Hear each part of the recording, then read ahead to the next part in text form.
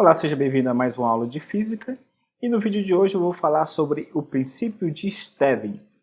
Considere que eu tenho aqui um recipiente com um certo líquido e eu quero saber qual é a pressão nesse ponto aqui embaixo a uma certa altura h da superfície. Eu sei que a pressão nesse ponto ela depende da pressão que está atuando aqui na superfície, que é a nossa pressão atmosférica, e também ela vai sofrer influência devido à pressão dessa coluna de líquido. E o princípio de Stevin vai dizer para a gente que a pressão nesse ponto aqui vai ser dada por pressão é igual a pressão atmosférica mais dGH, onde D é a densidade do fluido, G é a aceleração da gravidade e H é a altura até a superfície. Olhando para essa equação, nós vamos separar ela em duas partes, nessa e nessa outra aqui. Essa primeira parte, P0, ela é a nossa pressão atmosférica. Já esse segundo termo aqui é o que nós chamamos de pressão hidrostática, que é a pressão devido a essa coluna de líquido aqui até o ponto de análise. Vamos atribuir valores para a gente trabalhar com um problema numérico. Digamos que a densidade do líquido aqui seja 1000 gramas por metro cúbico, a altura seja de 10 metros, a gravidade vale 10 metros por segundo ao quadrado, e a pressão atmosférica de 10 elevado a 5 N por metro quadrado. Qual é a pressão nesse ponto? Pois bem, aplicando a lei de Stevin, nós temos que a pressão vai ser igual à pressão atmosférica mais dGH. Observe que a pressão vai ser igual à pressão atmosférica, 10 elevado a 5, mais densidade. Substitui em valores agora, vale 1000, vezes a gravidade, que vale 10, vezes a altura, que vale 10. Daqui eu tenho que pressão vai ser igual a 10 elevado a 5 mais 1000 vezes 10 dá 10.000, vezes 10, 100.000. Ninguém vai achar ruim se eu escrever 100.000 assim, ó, 10 elevado a 5. É a mesma coisa. Por que eu fiz isso? Porque eu quero que você perceba esse resultado interessante. Ó. 10 elevado a 5 é a pressão atmosférica e 10 elevado a 5 é a pressão devido à coluna de líquido, a pressão hidrostática. Ou seja, quando você desce 10 metros de profundidade, que é o caso desse problema, é como se tivesse duas pressões atmosféricas atuando sobre o mergulhador. Por isso, o resultado aqui vai ser igual a 2 vezes 10 elevado a 5. É exatamente por isso que quando você está mergulhando, o corpo humano ele sofre algumas alterações, porque a cada 10 metros de profundidade é como se tivesse uma nova pressão atmosférica atuando sobre você, comprimindo o seu corpo, consequentemente comprimindo o pulmão. Isso faz com que o coração trabalhe mais e tenha uma série de consequências. Muito bem, sabendo disso, agora vamos para esse outro exemplo. Eu tenho aqui um líquido e nesse líquido eu tenho dois pontos, o ponto A e o ponto B. Eu quero saber em qual dos pontos a pressão vai ser maior. Vai ser no ponto A ou vai ser no ponto B? Pela lei de Stevin, a gente tem que a pressão vai ser igual à pressão atmosférica mais dGH. Ou seja, quem está a uma maior altura vai ter a maior pressão. Portanto, nesse caso aqui, ó, o ponto B ele está a uma maior altura do que o ponto A. A altura sempre é medida até a superfície. Logo, para esse caso, nós temos que a pressão no ponto B ela é maior do que a pressão no ponto A.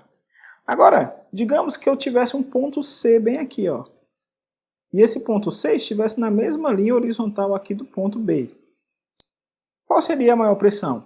Em C ou em B? Na verdade, a pressão para esse caso seria a mesma. Nós teríamos que a pressão no ponto B, agora ela é igual à pressão no ponto C. Por quê? Porque todos os pontos situados em um mesmo nível horizontal estão sobre a mesma pressão. Observe essa nova situação. Eu tenho aqui três recipientes de volumes diferentes. Aqui embaixo eu tenho um ponto A, aqui eu tenho um ponto B e aqui eu tenho um ponto C. Em qual deles a pressão é maior? Aqui, aqui ou aqui? Veja bem, como todos eles estão a uma mesma altura da superfície, nós concluímos que a pressão no ponto A ela é igual à pressão no ponto B, que é igual à pressão no ponto C, independentemente do volume de líquido que tem o recipiente, observe. Porque pela lei de Stevin, o que interessa para a gente é a altura até a superfície.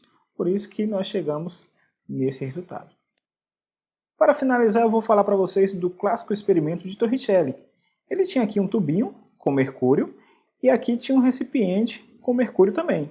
E a ideia do Torricelli foi o seguinte, ele virou esse tubinho nesse recipiente aqui embaixo. E o que aconteceu foi isso que está representado nessa situação. O mercúrio ele começou a descer para o prato, olha ele descendo aqui, só que teve uma hora que ele parou a uma certa altura de 76 centímetros. Aqui em cima nós temos uma região de quase vácuo, uma vez que não tem ar. E pela lei de Stevin a gente sabe que todos os pontos que estão sobre a mesma linha horizontal possuem a mesma pressão. Isso vai trazer para a gente uma conclusão muito interessante. Veja bem, eu sei que do lado de fora aqui está atuando a chamada pressão atmosférica. Está ela aqui. Aqui também pressão atmosférica. No entanto, eu vou dar um zoom aqui, ó. Nessa região aqui de dentro, eu tenho uma pressão também. Eu vou marcar esse ponto aqui, vou chamar de ponto 1, e esse ponto aqui do lado de fora, eu vou marcar, chamar de ponto 2. Observe que a pressão nesse ponto aqui, 2, é a pressão atmosférica. E a pressão no ponto 1 é devido a essa coluna de líquido aqui, ó. E eu sei que a pressão aqui é igual à pressão aqui, porque eles estão na mesma linha horizontal. Eu vou anotar essa informação. Vamos voltar. Eu tenho que a pressão no ponto 2 vai ser igual à pressão no ponto 1. Quem é a pressão no ponto 2 é a pressão atmosférica.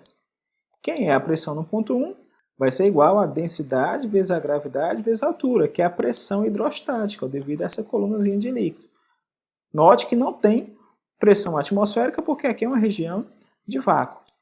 Consequência, na hora que você substitui os valores da densidade do mercúrio, da gravidade e dessa altura que foi de 76 centímetros que o Torricelli observou, você chega à conclusão que a pressão atmosférica ela é igual a 1,01 vezes 10 elevado a 5 Pascal.